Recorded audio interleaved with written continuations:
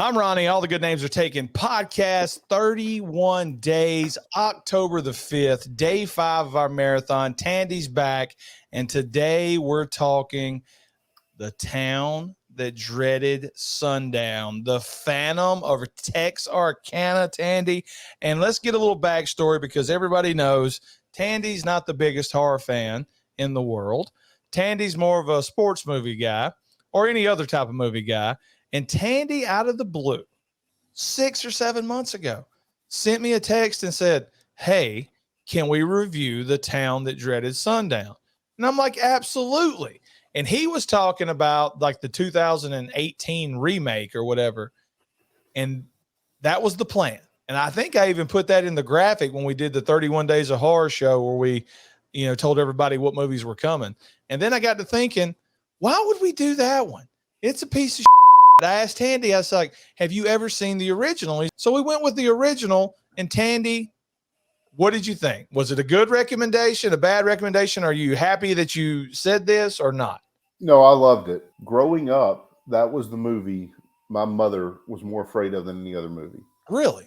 We talked about that movie all the time, The Town That Dreaded Sundown. So when did the movie come out? The 70s? I believe 77. I could be wrong. So like early 80s, my parents and brother and sister are driving through that town, and they were all scared to death of it. I think they all saw it at the theater.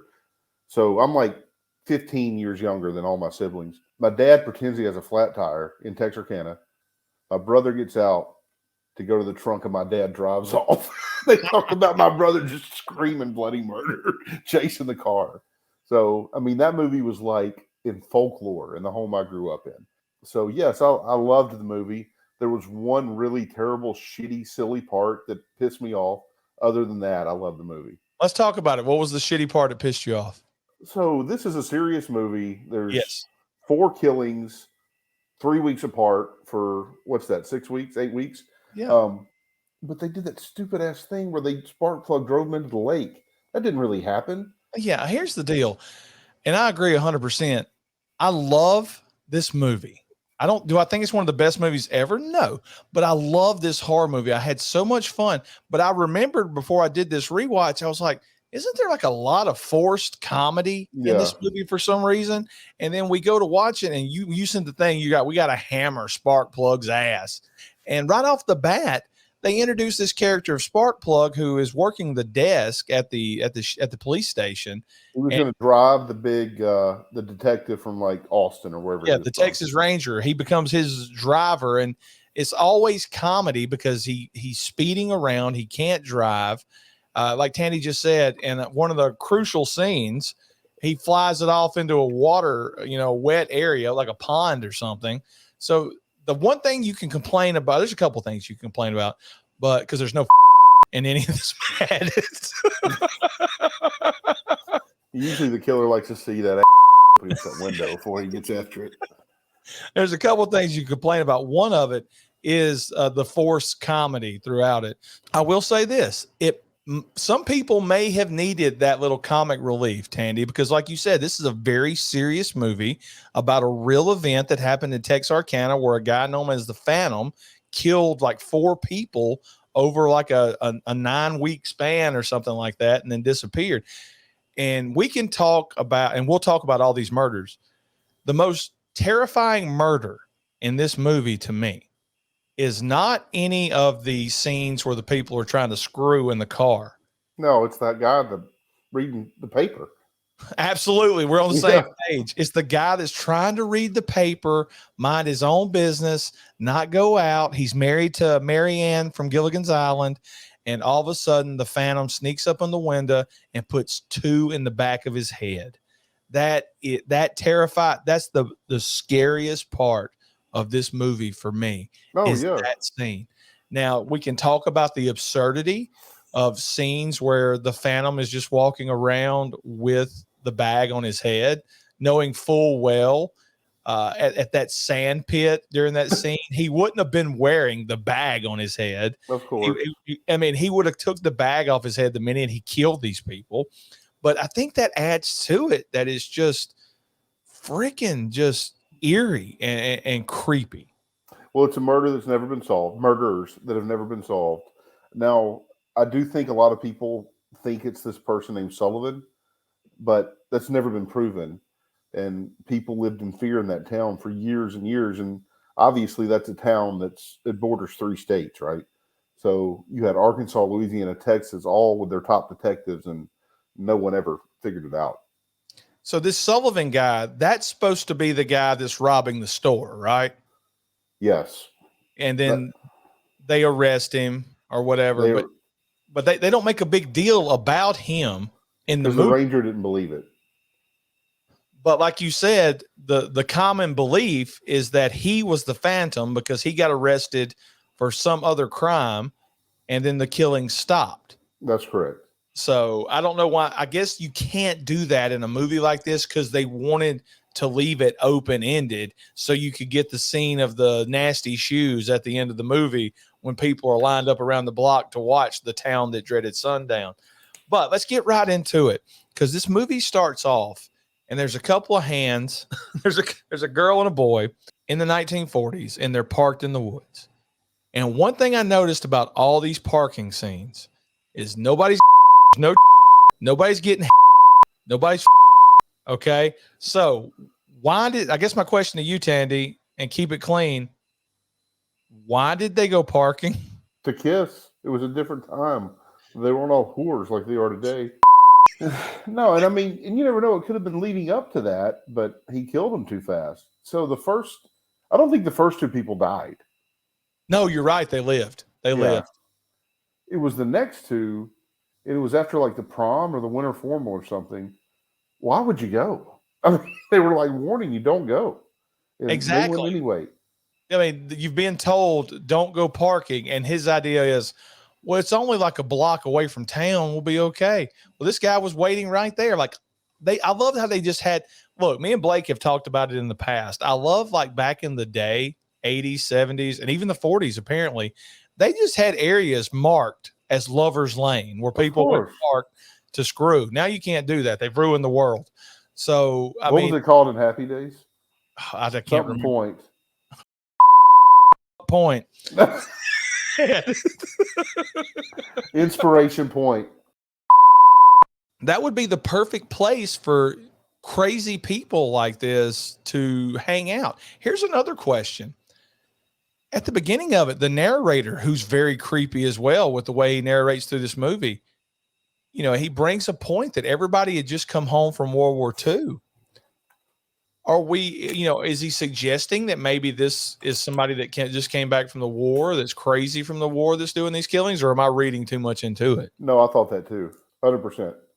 So multiple times in this movie, we get to see the shoes of the killer, of the Phantom. One time in a restaurant, at the end of it, I've already brought up when he's standing in line, supposedly to watch The Town That Dreaded Sundown.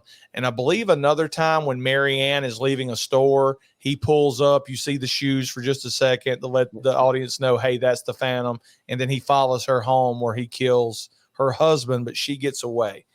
Scariest things in movies is being in the woods and somebody wandering up with a bag over their head. I mean, for what it's worth, I don't know how the Phantom really looked, but the fact that these first 2 people got away and were able to say, hey, there's somebody in the woods that tried to kill us that's wearing a bag on his head. That's enough to terrify any small town. And they bring this Texas Ranger in to hunt down the Phantom. And I don't know his name. I didn't bother to look it up. I just know that he's one of the old people at the county store in Red Dawn. He's the one they go visit that gives them all the supplies before they go up into the mountains. He's also got a touch of a flip lip. But he's really good in this movie. And one thing I can say, we can hammer Sparkplug all you want for the comedy that's not needed, but his second in command, that sheriff guy, he's really good in this movie. Oh, the deputy that rides along with the ranger? Yeah, he's great. He's really, it looks like Jim from The Office. So if they ever remake this movie, they can make Jim from The Office that guy right there. So the first people he attacked, he chewed her breast off, but he didn't do that to anyone else. Because when they were talking to that psychologist, he was like, well, it's sexual. But they never mentioned him doing anything like that again.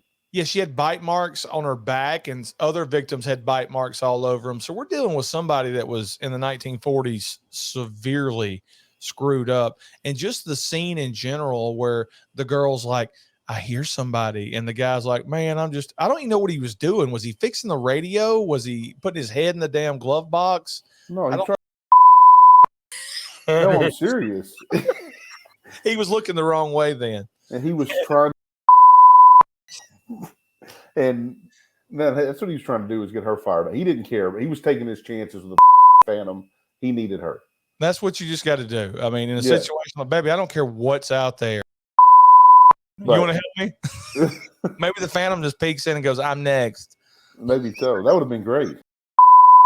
He should have sacrificed her to the Phantom. Here, you want her, Phantom? Give me 10-step run. No, he gets snatched out of the car like a puss and gets beat up while he's driving. Yeah. Dude, there's multiple scenes in this movie where they try to drive off and the Phantom holds onto the door. All you got to do is drive the door into a tree and the Phantom's done. Look, bottom line on this movie, multiple dumbasses go out into the woods. They get killed by the Phantom. The most interesting parts of this movie is early on, the deputy finds the car and he refuses to take a shot when the Phantom gets in the car and drives off for whatever reason. I know the narrator tells me, but I've forgotten. At the end of the movie, they're driving around and the Texas Ranger tells the deputy, I'm afraid we're never going to catch him. He's gone. And then they run into the car, and for some reason, the Phantom is in a sand pit, walking around, just kneeling around with the bag. The only bit of evidence that can prove he's the killer. He's wearing on his head, and the Texas Ranger takes a shot and misses.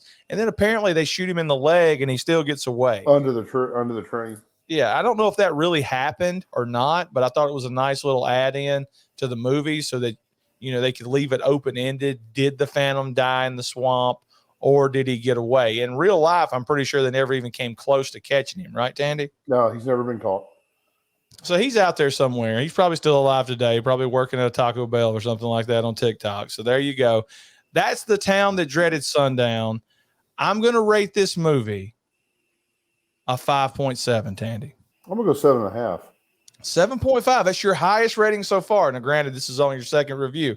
You're a big fan of this movie, and I can understand why. I never knew this movie had a family attachment for you, and that's really cool. That's really cool. And the fact that your dad gassed it when he knew your brother was scared out there. Look, dude, after watching that movie and then breaking down in that area, that's the perfect opportunity to get somebody. That's for sure.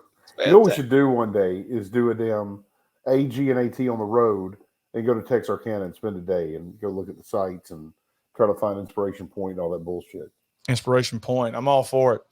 All right, guys, hit us in the comments. What did you think of The Town That Dreaded Sundown? Have you ever seen it? Give us your best moments, your worst moments. Are me and Tandy correct in the fact that they should have been edited in this car when the Phantom runs up? ATGNAT podcast at gmail.com, Patreon, YouTube memberships if you want to. We miss Blake. Tandy, thanks for being here. We'll probably see Tandy later on in the month. It's day 5. It's October the 5th. Make sure you go out and watch a horror movie. Anything else, Tandy? Hey, good night. And I look forward to some more shitty movies. This was a rare good one.